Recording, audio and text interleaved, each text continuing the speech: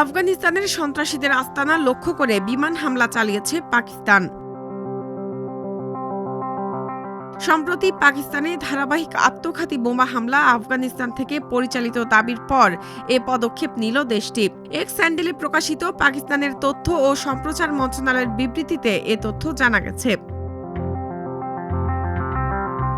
Al Jazeera জানিয়েছে, পাকিস্তানের এ হামলায় দেশটির নানগারহারে অন্তত 17 জন মারা গেছে, যাদের মধ্যে 12 জনই শিশু ও কিশোর। এছাড়া পাকতিকা প্রদেশেও হামলা চালিয়েছে দেশটি।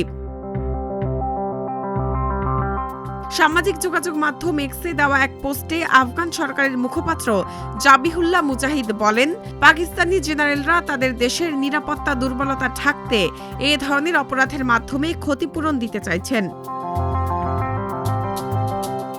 পাকিস্তানের দাবি, তাদের কাছে অকাট্য প্রমাণ রয়েছে। তাদের মাটিতে ধারাবাহিক হামলাগুলো চালিয়েছে আফগানিস্তান ভিত্তিক সন্ত্রাসী সংগঠনের নিয়ন্ত্রণে থাকা খারিজিরা। বিবৃতিতে আরও বলা হয়, আফগানিস্তান সীমান্ত বরাবর পাকিস্তানি তালেবান ও ইসলামিক স্টেট খোরসান প্রদেশের 7টি সন্ত্রাসী শিবির এবং গোপন আস্তানা লক্ষ্য করে গোয়েন্দা তথ্যের ভিত্তিতে সুনির্দিষ্ট হামলা চালিয়েছে পাকিস্তান। পাকিস্তানের সামরিক বাহিনী জানিয়েছে, 21 ফেব্রুয়ারি বান্নুতে একটি নিরাপত্তা বহর লক্ষ্য করে আত্মঘাতী হামলা চালানো হয়।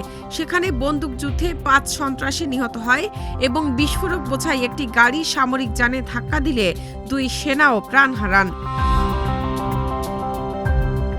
গত অক্টোবর মাসে সীমান্তে দুই পক্ষের সংঘর্ষে কয়েক ডজন মানুষ নিহত হওয়ার পর দেশ দুটি একটি যুদ্ধবিরতিতে সম্মত হয়েছিল।